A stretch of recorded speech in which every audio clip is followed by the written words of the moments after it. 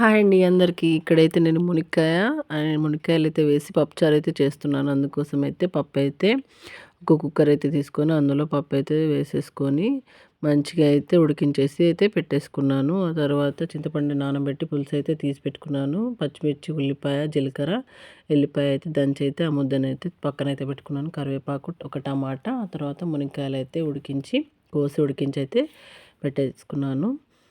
ఆ తర్వాత పప్పులో కొంచెం జీలకర్ర అండ్ ఎల్లిపాయల దంచేసిన ముద్ద అయితే వేసి మంచిగా అయితే కలిపేసుకున్నాను. టేస్ట్ ఉంటుంది పప్పుచారుకు.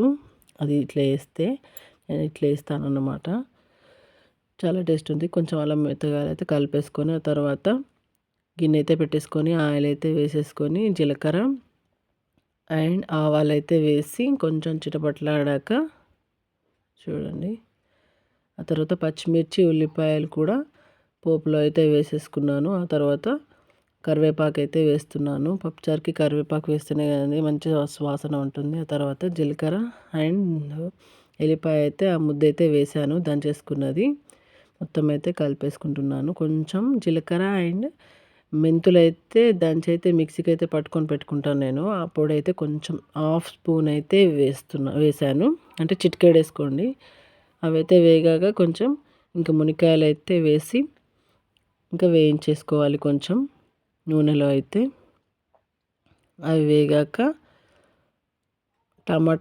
ఒక టమాటా అయితే కోసి పెట్టుకున్నాను కదా, ఆ టమాటా ముక్క అయితే వేసేసి మంచిగా అయితే వేయించేసుకోవాలి. పసుపు అయితే పప్పు ఉడికేటప్పుడు వేసాను. మళ్ళీ కొంచెం పోపులో కూడా వేస్తున్నాను పసుపు.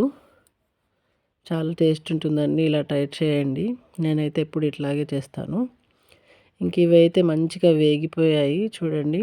ఆ తర్వాత ఒక్క స్పూన్ అయితే ఉప్పు అయితే వేసాను. ఆ తర్వాత ఒక్క స్పూను కారం కూడా వేసుకున్నాను చూడండి. ఆ తర్వాత ఒక స్పూను ధనియా పౌడర్ కూడా వేసేసుకొని మంచిగా అయితే కలిపేసుకోవాలి. మంచి ఉప్పు, కారం వీటికంతా పట్టాలి మునక్కాయ ముక్కలకి. మంచిగా కలిపేసుకున్న తర్వాత ముందుగా తీసి పెట్టుకున్న చింతపండు పులుసుని అయితే పోసేసుకుంటున్నాను చూడండి. మొత్తం పులుసు అంతా పోసేసుకొని ఒకసారి అలా కలిపేసుకొని మంచిగా పొంగొచ్చేదాకా అలాగే ఉంచాలి. కొన్ని వాటర్ పోసుకోండి. వాటర్ కూడా పోసుకోవాలి.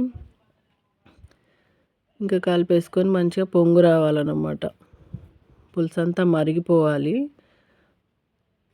పొంగుతో వచ్చేసిందండి, మరిగిపోయింది. అప్పుడైతే పప్పు అయితే వేసేసుకుంటున్నాను.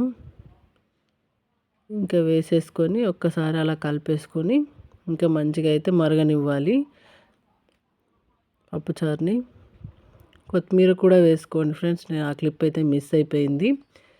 కొత్తిమీర వేసుకోవడం వల్ల సువాసన ఉంటుంది. పప్పుచారు అయితే చాలా బాగుంటుంది వాసన, స్మెల్. ఇంకా మంచిగా అయితే మరగనిచ్చేయడమే. నేనైతే ఎప్పుడు ఇలాగే చేస్తాను. వీడియో నచ్చితే లైక్ చేయండి, కామెంట్ చేయండి, సబ్స్క్రైబ్ చేసుకోండి.